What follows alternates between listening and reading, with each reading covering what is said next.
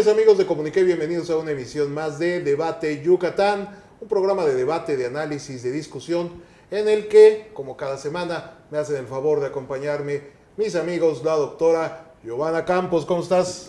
Muy bien, buenas noches, aquí en la segunda emisión del año que grabo yo, muy contenta desde luego, y pues también con muchos temas para el día de hoy que vamos a estar platicando entre nosotros. Me imagino que estás muy contenta porque, bueno, ya salió bien, bendito Dios, tu presidente. Sí. Estamos bueno, aliviados. Qué bueno, yo también.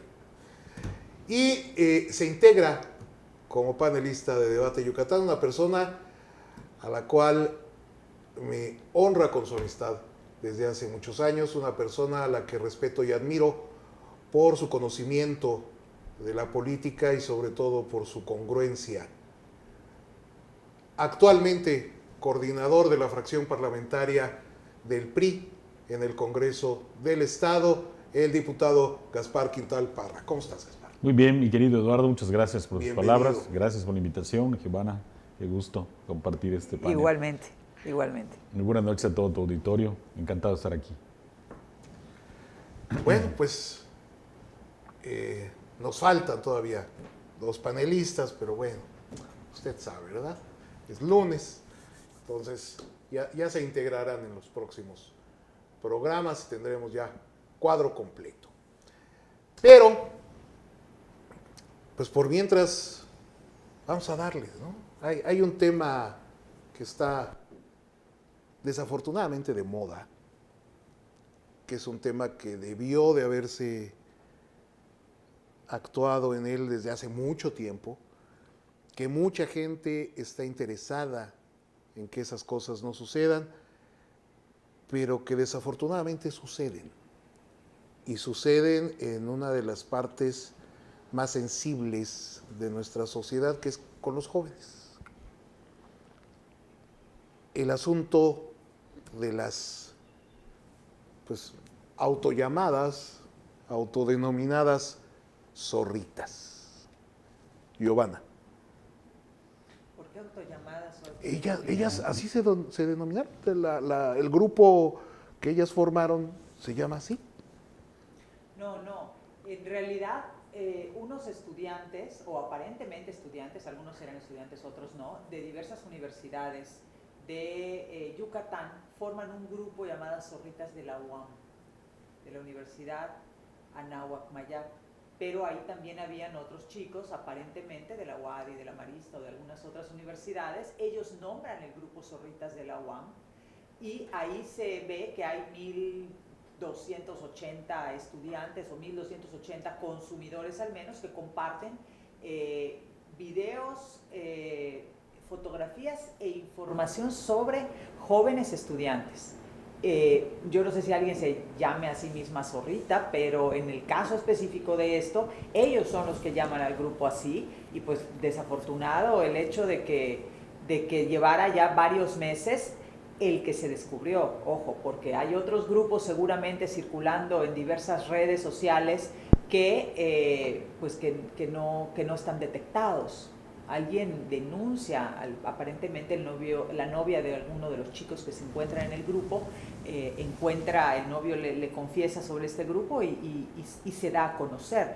Pero así como se da a conocer, prácticamente el grupo se desintegra y migra a otros nombres, a otras plataformas, etc. Entonces, bueno, esto es algo que es muy difícil de controlar. Sin embargo, pues la problemática que está destapando, pues es una problemática que tenemos como sociedad que poner el ojo en ella, porque es muy preocupante que jóvenes estén haciendo uso de la confianza que algunas amigas, novias, compañeras, parejas pudieron haberle proporcionado en algún momento y que en base a eso ellos obtengan material y lo distribuyan. Y también, bueno, las declaraciones que hacen sobre ellas, ¿no? O sea, te la consigo, yo te digo cómo es, no tiene dinero, es fácil, o sea, Está simplemente destapando algo que todos intuimos o que todos de alguna manera sabemos por otros medios que existe, pero está ligado a universidades, está ligado a jóvenes y muy probablemente incluso a menores de edad. Gaspar. Sí, esto realmente es muy lamentable. Coincido aquí con la doctora y yo creo que de entrada tenemos que evitar revictimizar a las personas que fueron sujetas de este acto de violencia. Al nombrarlas de esta forma, de entrada el título que le ponen al grupo es precisamente una muestra de violencia y no se lo autonombran las violentadas o las víctimas, sino que los violentadores le ponen ese nombre, ¿no? Como una muestra primero de la manera de violentar. Y yo creo que esa es una muestra muy pertinente de la situación en la que vivimos de violencia hacia la mujer. En este sentido, pues nada más que se está trasladando y se está manifestando en el aspecto electrónico, el aspecto de los medios de comunicación, pero es una manera de expresar claramente la situación en la que se vive de violencia en todo sentido hacia la mujer en Yucatán, en México y en el mundo, ¿no? Afortunadamente, me parece, y eso creo que de todo lo malo, lo bueno, que hay que redimensionar, apoyar y sobre todo replicar, es la denuncia que hace alguna persona afectada, o no, ni siquiera afectada, no tengo la información, y sobre todo la formación de estos colectivos de mujeres y de jóvenes universitarias que pugnan para evitar la violencia, en este caso digital, ¿sí? Pero la violencia en todo sentido. El grupo Sororidad Anáhuac, me parece que se llama, que hizo una denuncia muy valiente y que está exponiendo de manera contundente este tipo de actividades que como Estado no solamente debemos de prevenir, sino que debemos sancionar y que debemos de erradicar este tipo de prácticas, ¿no? Entonces sí me parece que es algo fundamental que estamos viviendo en estos momentos y que requiere de toda la atención de los 3 niveles de gobierno, de los diversos órdenes de gobierno, a fin de que podamos, y precisamente de una reeducación y puntualizar sobre todo en este aspecto, donde nos ayuden como sociedad, las universidades, la escuela, etcétera, para evitar este tipo de actos que violentan hacia las mujeres. Pero que bueno, es un tipo de violencia denigrante, por supuesto, pero también ya podemos entrar a cuestiones de tipo delictivo, como la trata de personas, que eso es también sumamente peligroso. O sea, no menos peligroso, pero sí es sumamente peligroso, que bueno, ahorita pongamos, no lo sabemos, se supone que son estudiantes, yo pondría en duda que pudieran ser también solo estudiantes, porque bueno, en una plataforma de esta naturaleza, que es una plataforma mundial, ¿sí?, el crimen organizado se cuela de manera muy, muy sencilla, ¿sí? Y que bueno, allá también esto puede ser caldo de cultivo para otro tipo de delitos mucho más graves, bueno, son igual de graves, pero de otra naturaleza, sí, me parece. Sí. Yo decía esto de autodenominadas porque Perdón por la corrección. No, en una red social, una chica decía, es que yo soy una de las zorritas. Bueno, porque entonces, probablemente esta chica ya se identificó a sí misma como que está su información o sus videos o sus fotografías. Aquí el punto es que en realidad nadie sabe quién está. O sea, tú puedes intuir. Aquí yo creo que el problema real de fondo es que hay una denuncia ante la fiscalía. Aparentemente no hay ni una sola denuncia por parte de.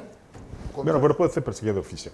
Exacto, se persigue de oficio, o sea, ellas no tendrían por qué saber quién está, pero un colectivo de oficio también actúa. Así es. Cuando dicen, o sea, las chicas se están articulando, están pidiendo que se proceda, que se haga justicia. Pues sí, por supuesto, de oficio lo están haciendo porque intuyen que si no están, van a estar en algún momento. Puede ocurrirle a cualquiera. Sí, es probable.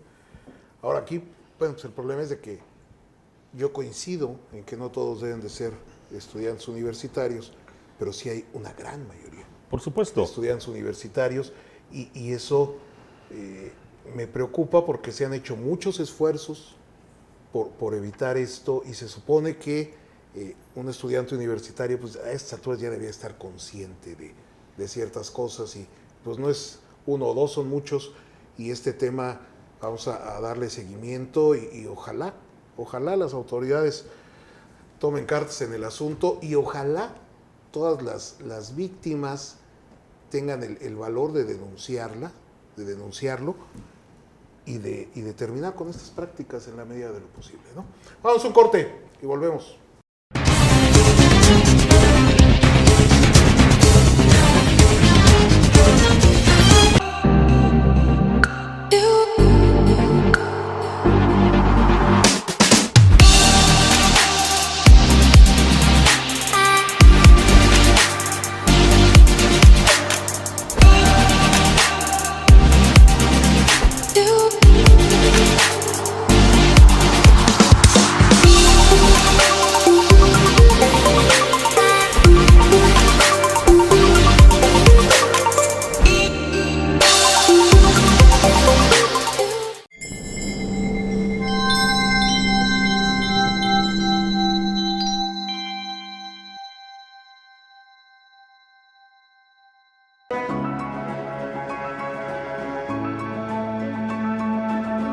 El mundo cambia a cada instante.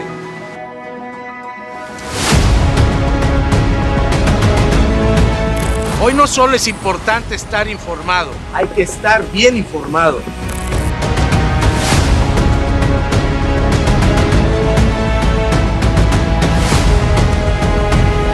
En un mundo vertiginoso es importante tomar buenas decisiones.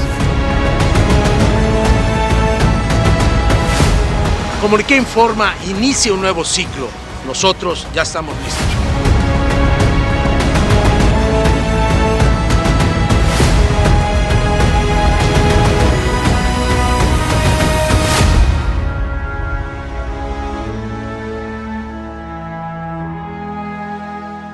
Corte de cabello y auto limpio en un solo lugar, si es posible, en Autolavado La Pompa 2.0. Encontrarás desde un sencillo lavado y aspirado de autos hasta el pulido de faros, hidratación de asientos, lavado de motor y el exclusivo tratamiento de ozono.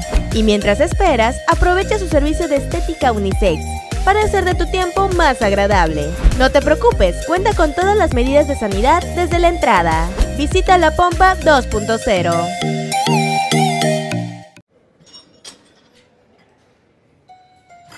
Pero ponle pesos, Talón. Los García somos hombres. Estoy más fuerte yo y eso que me llevas como 6 años. ¿Vas a llorar? Es porque te gusta Diana, ¿verdad? Si quieres estar como yo, vas a tener que darle duro. Te gusta Diana, te gusta Diana, te gusta Diana. Pero a Diana le gustó yo.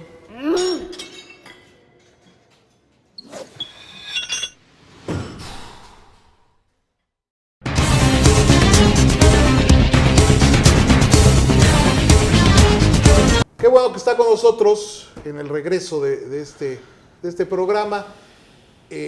Hay un tema que está muy calientito, que a mucha gente le interesa, y hay aspectos de este tema que a muchos hasta risa les da. Este año, en junio, habrá elecciones a gobernador en el estado de Quintana Roo, y bueno, ya se manejan algunos nombres, algunos más afortunados que otros, pero bueno, pues ya prácticamente están por iniciar las precampañas y la cosa se va a poner muy, muy calientita. Gaspar. Elecciones en Quintana Roo. Pues yo creo que como en todo el país, en la renovación de las diversas autoridades, mi querido Eduardo, pues se da la oportunidad precisamente a refrescar y poder calificar a los gobiernos y poder elegir nuevas autoridades. Y esa es una enorme oportunidad que tenemos. Hace poco, antes de iniciar, lo comentábamos en esta nuestra democracia imperfecta que venimos construyendo los mexicanos desde hace 30 años, y que bueno, uno de los enormes riesgos de esta democracia precisamente es ese, que pudieran acceder al cargo personas que no cuentan con el perfil, con los conocimientos, y que pues de esta manera pues pudiera no contribuir a mejorar las condiciones de bienestar de los ciudadanos. Me parece que es una enorme oportunidad para poder reflexionar muy bien por quién se va a elegir, con sumo respeto a nuestros hermanos quintanarroenses, reflexionar muy bien su voto, tomar en cuenta muy bien los perfiles, las personalidades de quienes van a estar ofreciendo un plan de gobierno y poder valorar la objetividad y la seriedad con la que se puede hacer, pero sobre todo el grado de cumplimiento y que, bueno, se pueda contribuir. Hace poco estábamos hablando de una situación de violencia hacia la mujer. Bueno, hay enormes retos en todo nuestro país: la pobreza, la violencia hacia la mujer, la inclusión, la salud, la seguridad, etcétera. Y bueno, yo creo que es el momento en que hoy nos gobiernen los mejores y las mejores personas, y hombres y mujeres, que pudiera haber en algún estado, y que, bueno, pues es una invitación a la reflexión, una invitación a la objetividad y una invitación a la responsabilidad al momento de ejercer el voto. Ahorita que mencionabas eso de los hombres y las mujeres, en Quintana Roo básicamente van a ser candidatas.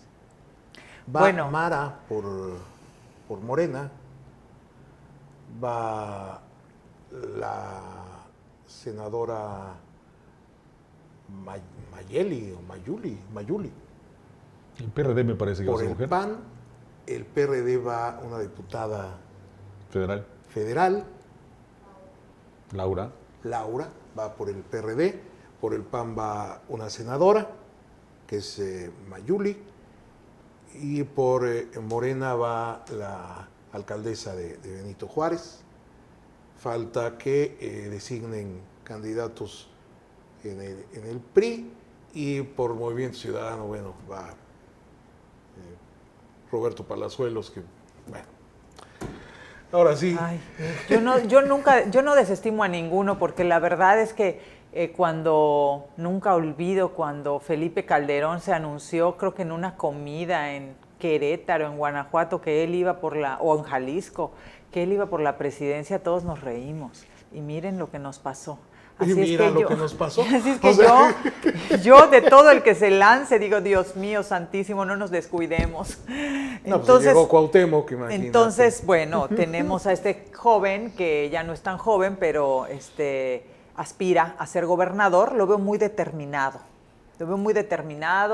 Pues finalmente es abogado. Tampoco es que es una persona que no tenga ni conocimientos sobre el territorio en el cual vive hace muchos años. Yo me quiero imaginar que conoce a todo el espectro socioeconómico, y con ese quiero decir al formal y al informal de Quintana Roo. Creo que también tiene muchísimas conexiones y muchísimo conocimiento político a nivel nacional, y pues yo diría que hay que tenerle el ojo a Palazuelos por ahí, porque tampoco sabemos. Yo no creo que él se lance así nomás. O sea, él tiene su as bajo la manga, lo cual no significa que va a ganar, pero no hay que desestimar a Palazuelos, como no hay que desestimar a nadie, ¿no? O sea, todo el que aspira y todo el que llega a una boleta, pues es sujeto. No tenemos las encuestas todavía, pero las preliminares sin todos estos candidatos apuntan a que Morena tiene un 45% de la intención de voto, por lo cual pues hay quienes dicen es que ya para Mara es un mero trámite ir a la urna, pero yo repito, yo no desestimo a nadie y creo que hay que generar campañas a la altura, hay que generar propuestas para Quintana Roo, que es un estado bastante complejo y complicado. Le deseo lo mejor, son nuestros vecinos, ¿no? Yo por mí, por supuesto, quisiera que gane Mara y quisiera que la península se vuelva morena, y creo que así será eventualmente. Válgame el Señor. Con Mara. No, digo, yo no, ¿O tienes alguna objeción? ¿O crees que no? ¿Que estoy exagerando que no llegue lo Mara?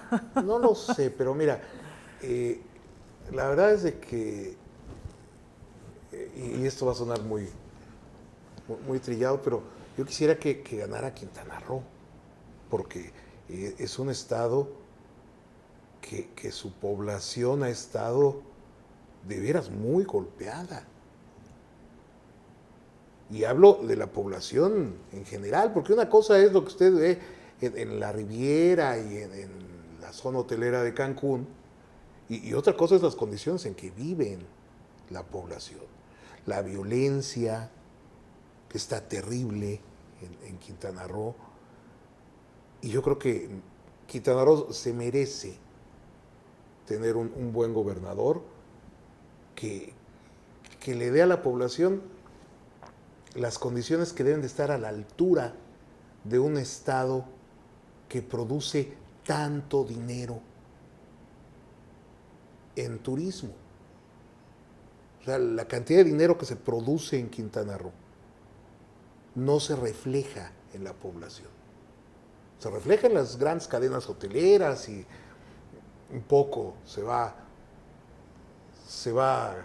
repartiendo entre pequeños empresarios, pero la gran rebanada de pastel se la llevan las grandes empresas. Que usualmente son extranjeras. Españolas, sobre todo. El dinero ni siquiera toca México, se queda allá. Entonces, yo creo que es correcto, justo, que algo de todo ese dinero se vea reflejado en las condiciones de vida de la población. Entonces, yo esperaría que ganara quien pudiera coadyuvar a estas condiciones. Y francamente yo no creo que Roberto Palazuelos sea esa persona, ¿no? No, por supuesto que no creemos que lo sea. Una cosa es que lo sea y otra cosa es que llegue o no llegue. Ahora, lo que hay que pensar es que en Quintana Roo la gente le ha dado la oportunidad a todos los partidos. Han sido gobernados como que por una cantidad de partidos mayor de lo que suele ser en otros estados, en los cuales hasta, por ejemplo, el Estado de México nunca ha habido alternancia. Entonces, ellos se dan la oportunidad porque finalmente, como dices, lo que están buscando es una mejora en las condiciones de la vida de la población, cosa que no llega. Sabemos muy bien, no nada más los niveles de violencia que son obvios, sino el hacinamiento y la falta de vida digna para la mayoría de aquellas personas que están hoy operando estos destinos turísticos que hay en Quintana Roo. Y por supuesto, pues... Ahora, yo te voy a decir, la alternancia no necesariamente quiere decir mejora, ¿no? Y ahí tienes Veracruz, ¿no? Bueno, pero en Quintana Roo mismo la alternancia no ha producido mejoras. No ha producido, o sea, que los gobierne un partido u otro nunca se ha visto reflejado realmente en las condiciones de vida de la gente, sobre todo en un estado tan complicado, donde existen extremos, donde la gente, mucha de ella viene de otros lugares del país. Entonces sí es complicado. Y bueno, pues ya veremos qué va resultando de estas candidaturas, quién hace las mejores propuestas y ojalá quien gane pues las cumpla, ¿no? Porque prometer no empobrece, dirían en mi pueblo. Vamos a un corte y volvemos con este tema.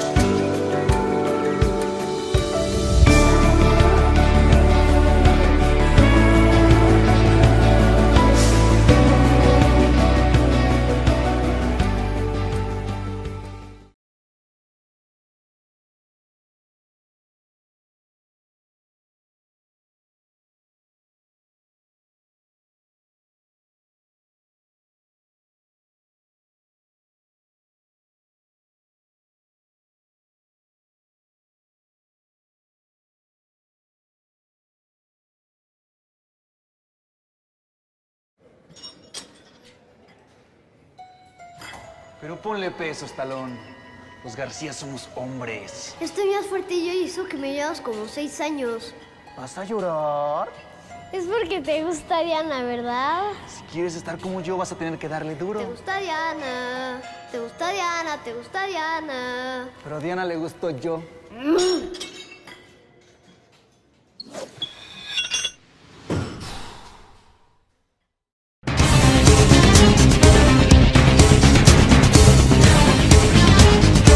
Qué bueno que continúa con nosotros aquí en Debate Yucatán. Y bueno, vámonos a otro tema. A ver, Giovanna, porque yo... ¿Cuál es el otro tema? Pues el testamento del cotonetito. El testamento político del señor presidente Andrés Manuel López Obrador. Pues es que esta semana le hicieron un cateterismo, ¿no? Primero anunció la gente de prensa del presidente que le iban a hacer, que se le ingresaba por un procedimiento de rutina. Pues nosotros sabemos que a todos los presidentes lo chequean pues yo me imagino que cada 3 meses, ¿no? Y a él, por sus antecedentes, pues me imagino que es rutinario. Y hasta que no salió de ahí, que la realidad fue que fueron unas 3, 4 horas, hasta que no salió de ahí, no supimos que en realidad les realizaron un cateterismo, cosa que es pues un método para identificar cualquier bloqueo arterial de manera invasiva. O sea que sí existe un pequeño riesgo, como en todos los procedimientos invasivos, para fortuna y alivio de la población, de la mayoría que aprueban al presidente, salieron limpiecitas sus arterias y lo tenemos trabajando. Descansó mi alma. Sí, pero todo esto conllevó a que declarara que ha realizado, no me voy a reír ante esto, pero que ha realizado un testamento político, como usted lo oye. Y ya ellos dirán las cosas en contra, porque No, pero o sea, ¿por qué realizó el testamento? Ilústranos, yo creo que el doctora. testamento no es ¿Por qué dice coyuntural. él? No, porque dijo él que había realizado el testamento. Pues por si nos poníamos nerviosos de su ausencia, No, ahí no, andaban no, a las 12 del día diciendo, ¿el presidente dónde está? ¿Qué pasa? No, él no dijo eso. Dinos la neta. ¿Por qué dijo? Él dijo y Él realizó. dijo que para garantizar la gobernabilidad y para garantizar la ruta de la 4T y para mantener al pueblo en calma. Así lo dijo textual. Yo creo que puede hacerlo por el motivo que quiera. Lo importante es que dijo que tiene su testamento político. Y eso da pie a muchas interpretaciones. ¿Cuál sería la tuya? Pues mira,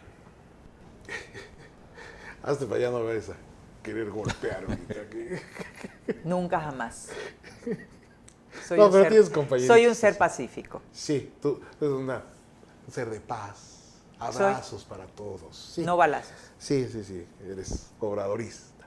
Pero bueno, no, yo creo que es un exceso de soberbia, ¿no? O sea, realmente el presidente cree que si él llega a fallecer, todo México se va a volver loco y vamos a caer en anarquía y vamos a ir a saquear las tiendas. No. O sea, eso de garantizar la gobernabilidad, para eso hay leyes. Y la ley dice qué es lo que se tiene que hacer en caso de que falte el presidente. Pero él, en un exceso de soberbia, deja escrito así como que se tienen que hacer con los terrenos de la abuela cuando se muera, y a ver, a fulanito le encargo esto, y tú, sutanito, encárgate de tus hermanas, no las dejes. O sea, y eso es una visión, desde mi óptica, totalmente errónea, porque le quita al gobierno la institucionalidad y vuelve al país en los terrenitos de la abuela, ¿no? Gaspar. Sí, yo creo que no tiene ninguna trascendencia. Honestamente, lo digo con mucho respeto. Qué bueno. Ya se va a poner violenta. Qué bueno que salió bien de la salud. Eso es bueno. Y eso es sumamente importante. Me parece que el cateterismo salva vidas y qué bueno que a cualquier persona se le pueda hacer de eso de manera rutinaria, preventiva, etcétera. Tengo gente que falleció muy querida, que falleció precisamente por falta de este proceso, que lamentablemente no se hizo a tiempo. Yo creo que es fundamental el cuidado de la salud del presidente y de cualquier mexicano, todos los que vivimos en este país y tenemos derecho a la salud. Y bueno, y en cuanto al anuncio del testamento, yo creo que es lo mismo que muchísimos anuncios hace todos los días durante sus conferencias mañaneras. Hace anuncios donde deja ver de alguna manera la visión patrimonialista que tiene del ejercicio del gobierno, como se señalaba o se ha señalado acerca del patrimonialismo, es el hecho de ver el gobierno y el país como parte de una propiedad, y entonces se siente de que debe o tiene el deber moral de hacer un testamento, porque después ante la ausencia del líder de una nación, pues puede generarse el caos. Me parece que es un exceso de autoestima inclusive. Yo creo que la Constitución marca muy bien la manera en cómo se puede resolver la ausencia de un presidente, de un gobernante, llámese estatal o municipal, y que bueno, no creo que se genere una crisis política en el país ante la ausencia del presidente, que no lo deseamos, por supuesto. Tal vez haya alguna crisis política al interior de su partido, pero bueno, finalmente las instituciones en México han demostrado ser sólidas como para que podamos tener una transición hacia otra autoridad en caso de un desafortunado suceso que pudiera pasar, que no generaría ningún tipo de caos. Yo coincido, Lo que pasa es que Digo, el testamento no es un obviamente- testamento de sucesión presidencial. No, es un testamento político. Exacto, dijo yo, es un testamento político para que yo creo... asegurar el camino de la 4T. O sea que yo me imagino que ahí dejó establecido, hay que hacer esto y esto y esto y esto. Yo creo que es un documento moral que muchos líderes han escrito, incluso lo han escrito fuera del poder. Lo han escrito antes, después, en el cual plasman cuál es la visión. Y si él está hablando de la cuarta transformación, ¿cuál es la visión que él tiene para el 5 o país? 6 libros, ¿no?, de visión del país. Sí, ya. Bueno, pero ese es un testamento que él sabrá los términos en los que los redactó. O sea, vaya, en realidad estamos especulando. Claro. Pero Ojalá que se sea vale. público. Pero, Ojalá que sea público. Ojalá porque lo no se- haga pero público. será, no, ojalá que no. No, ojalá que no tengamos nunca que verlo y se quede en la gaveta de su casa y lo... Y viste lo valioso de los argumentos, lo valioso Yo creo, tener ese tipo de testamento moral. yo creo que ese testamento Valdría la pena es en leerlo. efecto para aquellos miembros de la cuarta transformación. O sea, no es un testamento en el cual le va a decir al país si ahora vas a votar por fulano, por mengano, o que me suceda mientras mientras se resuelve la cuestión pero, doctora, constitucional. es especulación finalmente. Es especulación. Valdría la pena, así como compartió con los mexicanos, ya hice mi testamento, que nos los comparta. Claro. para Se lo saber vamos qué a- tal. se lo vamos a Valdría la preguntar. pena, pero se lo puedo pedir yo como mexicano también, sin Sí, ser todos. cuatrotero. Puedes incluso O sea, ir por transparencia a en el pedirlo. correo, allá en Así el es, correo que que tiene el los Palacio pida. Nacional. Oiga, compártanos su testamento, háganos ¿no? ese favor. Ahí probablemente lo hace, Y o sea... sí, seguro que lo hace, pero- pero no lo quiero hacer porque capaz de que le dé buena idea y esté un mes completo hablando del testamento. Leyendo una página Ahora hablemos de la leyendo violencia. una página por Una página al día. una página al día en la mañanera durante los próximos 3 meses. Porque corto no es él. No, No, tarda. O sea, el No, desarrollo, tarda. no, y además él desarrolla tarda, las y ideas, lo tarda. cual me parece muy bien, porque eso de dejar 1, no robarás, 2, no mentirás, 3, el bien de la No, no, nación. no, no, si no es Queremos Moisés. que nos explique por qué. Parece plagio. Sí, o sea, Por no es eso, Moisés. los 10 mandamientos están cortos. La verdad es que cada quien le da su interpretación y yo he escuchado cada cosa que me hubiera gustado que se extendiera el que lo escribió, explicándonos un poco más. ¿No? Honrarás a tu padre y a tu madre. Exacto. ¿De qué estamos hablando? ¿Santificarás las fiestas? ¿De cuáles fiestas? Me hubiera gustado un poquito más de explicación. Entonces yo quiero pensar que el testamento político es un documento Pues, habría que decirle a Andrés Manuel que nos explique los 10 mandamientos, ¿no? para aquellos que están en la cuarta transformación. Sí, porque esos sí van a caer en ingobernabilidad, fíjate. Pero es que si no tienes el gobierno, o sea, estamos hablando de la cuarta transformación, es un movimiento social en el cual en realidad es la población la que finalmente también va marcando el rumbo. No son solamente las personas que se encuentran hoy efímeramente en alguna posición de poder. Yo ahí sí Disiento. Y valdría la pena una mesa sobre la cuarta transformación. Cuando gusten. Está muy padre. Yo, por ejemplo, soy Cuarta invitamos a Mario. Transformación y no tengo ningún Sí, cargo invitamos a público. Mario. Y así como yo tengo muchísimos compañeros que no tienen ningún cargo público, que no tenemos espacios de poder ni toma de decisiones y sin embargo somos quienes a ras de tierra estamos haciendo la Cuarta Transformación, cada uno de Pues su trinchera. yo conozco ¿no? muchos de tus compañeros que no tienen ningún cargo, pero se mueren de ganas por tenerlo. Pero es legítima la aspiración. Eso no tiene, no, no por es supuesto. malo, Que no es ser- respira, aspira. Eso Claro, tiene que- totalmente, totalmente. Pero A mí que me tú- hubiera gustado ser legisladora, por ejemplo. Me hubiera encantado, no lo logré, pero no pasa nada, Pero mira, sigo mira, trabajando. Giovanna, esa es otra cosa. Porque si tú llegas a ser legisladora, seguramente vas a hacer un buen papel porque no eres una extremista suicida y además sabes de lo que estás hablando. Pero hay muchos de tus compañeritos que con trabajo leen y escriben y son unos verdaderos talibanes ideológicos, ¿no? Pero Entonces, eso está en todos los partidos, compañero. O sea, sí, pero recordemos, ahorita el partido recordemos- mayoritario es el tuyo. Bueno, el local tiene unos personajes, perdón, y no hablo del local nada más a nivel estatal, sino los diputados federales emanados del estado de Yucatán. Hay algunos que no Digo, hablan de corrido. Yo he Déjate de conocido que si escriben, no diputados hablan de de corrido. Morena que con trabajos leen y no les puedes hacer Seguramente. una pregunta porque no saben ni qué contestar y nada más te dicen, pues sí, como dice el presidente. Pero ya se coincidió, ese no es un asunto ni de partidos ni de género.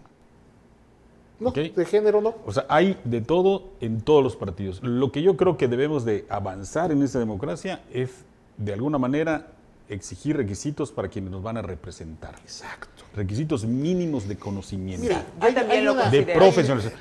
Hay Incluso otros países para aspirar, por exacto, supuesto. para aspirar hay países que tienen escuelas Por para supuesto. aspirantes. Si no has pasado ese curso, no puedes aspirar No a puedes ser aspirar. diputado. Mira, Así es, la- por Ay, ningún yo partido. celebro Yo eso, sería por feliz. ejemplo. Yo también. Bueno, en la Cámara Pongamos de la Diputados escuela. Totalmente. han- Creo que en Francia hay el Consejo de Estado. En Francia, en la Ciudad de México, Marcelo Ebrard puso una escuela Pero la para... Constitución lo impide. En la Mira, Constitución dice que cualquiera puede votar ha y ser habido- votado. ha Ese es un habido, error. a lo largo de la historia, 3 ocasiones en que han propuesto modificar la Constitución para exigir, dentro de los requisitos, saber leer y escribir. Sí, y se y vota. las 3 veces ha sido rechazado.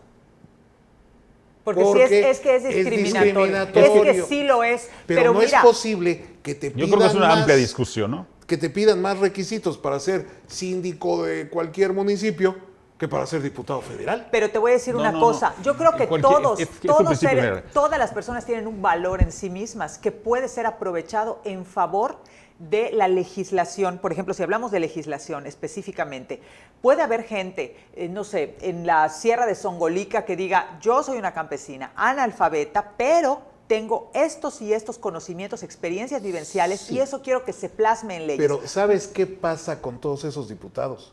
Que no se suben jamás a la tribuna, no hacen una sola propuesta y lo único que hacen es decir, votar a como les dice el líder. No necesariamente. y lo votan. Bueno, pero Y La hay gran muchos mayoría que así están es. requete Pero hay- estudiados hay- y no se suben jamás Por eso, pero- y no Sí. proponen nada. Me parece que no se trata de subir a la tribuna, porque se pueden meter Exacto. iniciativas.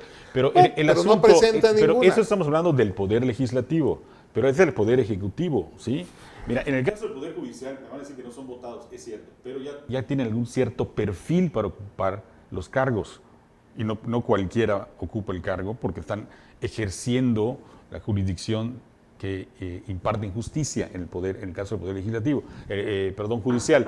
Yo creo que sí hay esquemas en otras partes del mundo donde no hay discriminación, ¿sí? Donde sí se preparan quienes gobiernan, ¿sí? Inclusive, bueno, en el caso de nuestro país no se elige al poder ejecutivo, excepto el titular, pero los demás deben de tener una formación.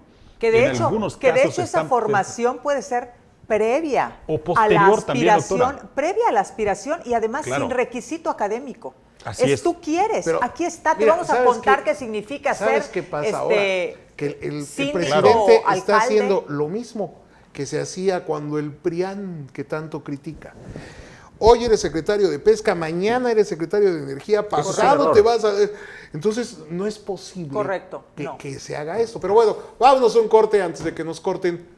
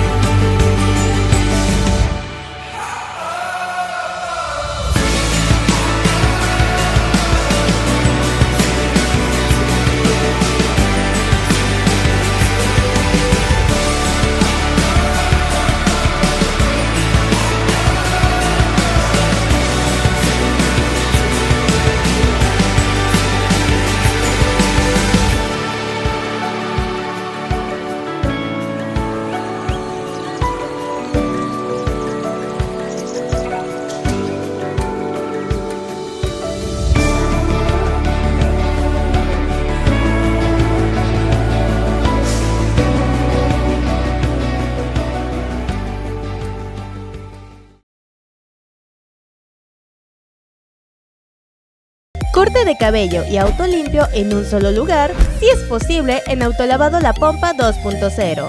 Encontrarás desde un sencillo lavado y aspirado de autos hasta el pulido de faros, hidratación de asientos, lavado de motor y el exclusivo tratamiento de ozono. Y mientras esperas, aprovecha su servicio de estética unisex para hacer de tu tiempo más agradable. No te preocupes, cuenta con todas las medidas de sanidad desde la entrada. Visita La Pompa 2.0.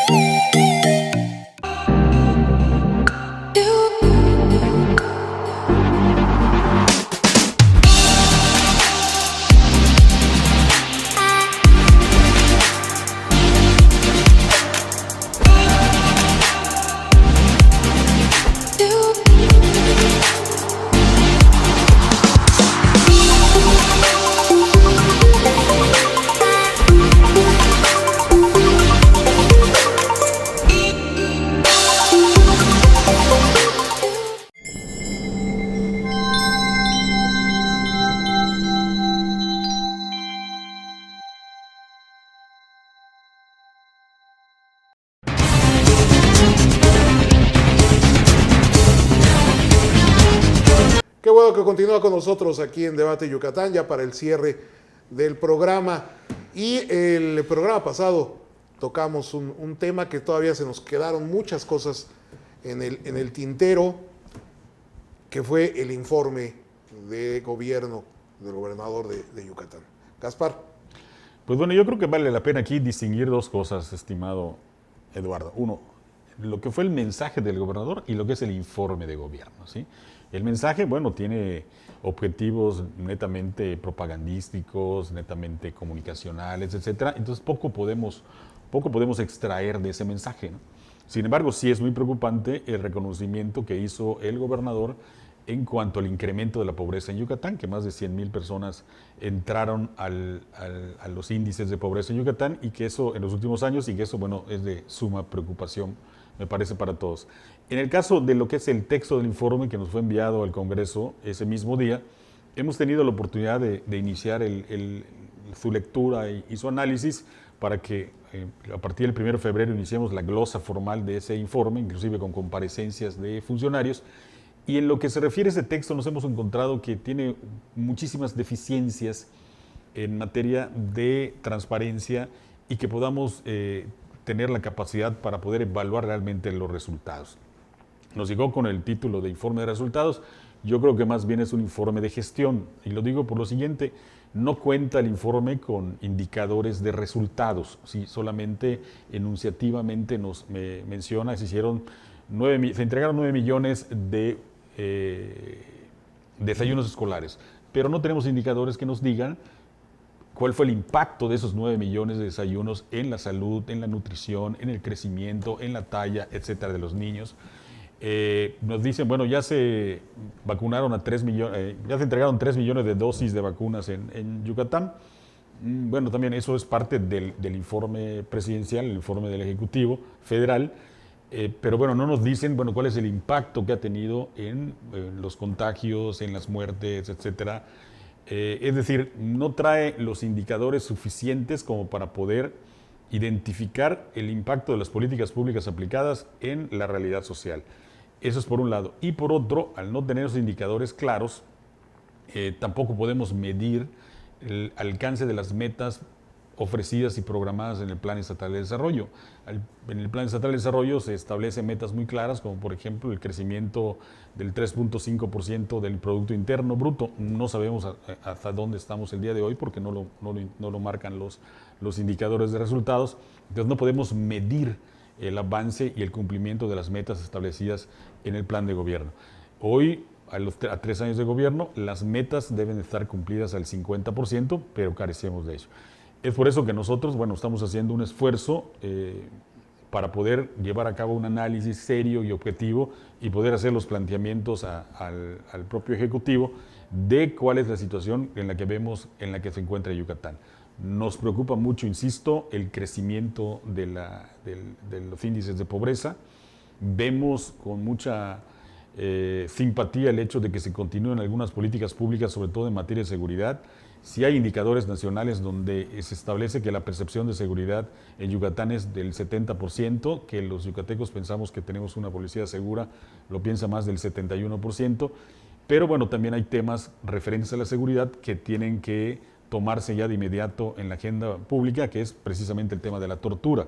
Hace algunos meses vimos un caso muy sonado, pero hay muchísimos casos en ese sentido, lo que nos llama a que debemos de tener una política pública en materia de tortura mucho más eficiente.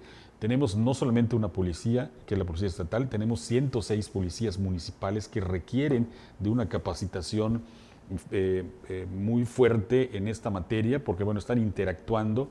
Tenemos también el apoyo de las fuerzas federales que están actuando aquí en Yucatán, pero bueno, es un problema que debemos abordar de manera integral, el tema, en este caso, de la tortura, y que no está abordado en el informe. También vemos muy poco acerca de las acciones en temas de feminicidio, en temas de evitar la violencia, en este caso digital, violencia mediática hacia las mujeres.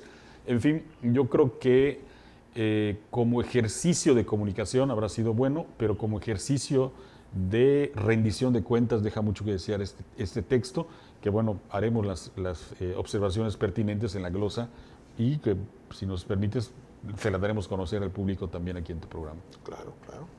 Claro, ese es el objetivo. Y yo ahí propondría además, a ver si el próximo programa podemos hablar de el ejercicio de parlamento abierto que están haciendo en el Congreso, que qué cosa más horrible. El otro día desperdicié vilmente 2 horas de mi vida. Viendo la transmisión. Sí, o sea, con lo del Parlamento abierto, que bueno, un desperdicio de mi vida, me deben 2 horas. Sí, o sea, eso es horrible. Entonces, pero que pudiéramos tocar ese tema, ¿no? Claro, desde luego. Que está muy, muy en boga y yo creo que es muy importante y tiene muchas aristas. Y desde luego, pues el tema de la glosa, ¿no? Me parece muy bien. Que también hay que hacerlo con mucha seriedad. Yo creo que los informes deben verse como eso, más que como un ejercicio mediático de propaganda, sino como un ejercicio de evaluación de la gestión pública. La rendición de cuentas nos permite precisamente vigilar la actuación de los servidores públicos, acotar su actuación en un momento dado, que nos pueda permitir tener la confianza de que los recursos se están empleando con los principios de honestidad, de objetividad, de imparcialidad, de eficiencia y de eficacia. Y esto yo creo que es un buen momento para hacer ese ejercicio. Nos corresponde a los legisladores locales hacerlo, pero yo creo que es importante compartirlo con la sociedad para que tenga un criterio y una información objetiva o lo más objetiva posible y no solamente con vistos de propaganda o de anuncios, etcétera, que solamente vemos la superficialidad de las cosas y no somos conscientes de la realidad en la que estamos viviendo. Que además esto es en apego a la ley, porque la ley no obliga a ningún gobernante, ni al presidente siquiera, a dar un mensaje. Solo obliga a informar el estado que guarda la hacienda pública. Y a los diputados, pues de hecho, su origen histórico de los diputados es vigilar cómo se usa el dinero. Así es. No es tramitar el foquito, el arbolito y la silla de ruedas, sino vigilar cómo se usa el dinero.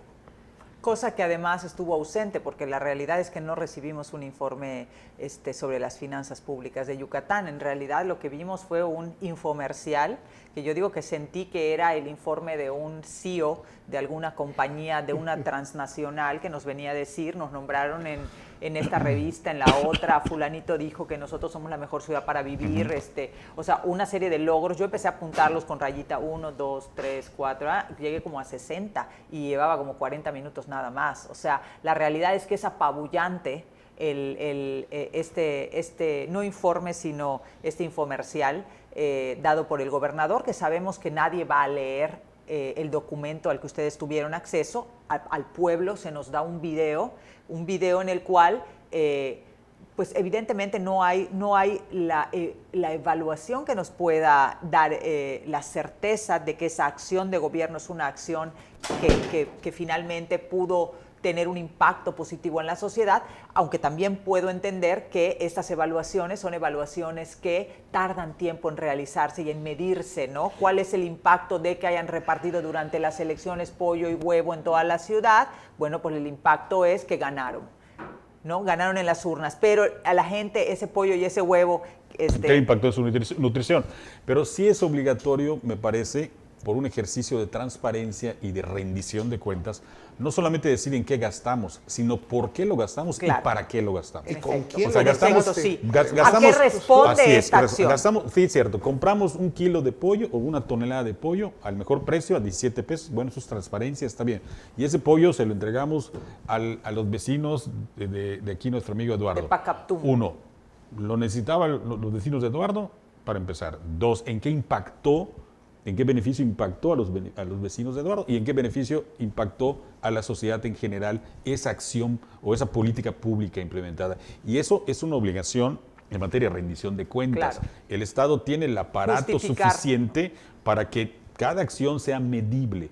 Hay un principio que dice, no es tan neoliberal, pero es un principio que dice lo que no se mide no se evalúa y lo que no se evalúa no se mejora. Entonces, si no tenemos esa acción, ese cuidado en tener políticas públicas medibles, evaluables, no las vamos a poder mejorar. Y yo creo que es una obligación del Ejecutivo, está bien, no hacerlo en 30 minutos de su infocomercial, pero sí en el texto del informe deben estar los indicadores de resultados. Hay indicadores de gestión y nos dicen, sí, gastamos 5 millones de pesos en 3,000 desayunos escolares. Está bien, pero ¿cuál es el universo de niños que requerían esos desayunos escolares? ¿Sí? ¿A dónde lo direccionaste? ¿A dónde lo direccionó? Aquí, ¿Y cuál es la demanda total? ¿Y cuál es el porcentaje de esa demanda en la que está impactando? ¿Sí? Claro. ¿Cuáles son los resultados? No podemos medir resultados si no tenemos indicadores. Me pueden decir, bueno, consíguelos tú, también los podemos conseguir pero y los podemos hacer. Pero entonces y pudiera se complica. Y pudiera ser la labor de los diputados, pero no la labor de los 2 millones de Claro, de pero además yucatecos, estamos ¿no? hablando de un Estado que presume transparencia. Claro, Esa y es parte de rendición la de cuentas. transparencia. Y de rendición de cuentas. Yo creo claro. que este tema todavía da para un rato. Ese es un problema nacional, Nacional, así porque es. no hay un gobernante que alguna vez haya salido a decir, pues nos equivocamos en esto. No, siempre que dan los informes, todos son logros. Nunca hay errores, nunca hay fallas y nunca hay cuentas. Y nunca hay ausencias. Entonces, eso yo creo que habría que tratarlo en un programa. Por mientras se nos termina el tiempo. Giovanna, te agradezco mucho. Gaspar, te agradezco Gracias, mucho. Eduardo. Gracias. Nos vemos aquí la próxima semana. Ya escuchó usted cuáles son las opiniones de nuestros panelistas. Como siempre, yo le recuerdo que la opinión más importante, la que cuenta, es la suya. Yo soy Eduardo Soria y esto fue Debate Yucatán. Que tenga usted muy buenas noches.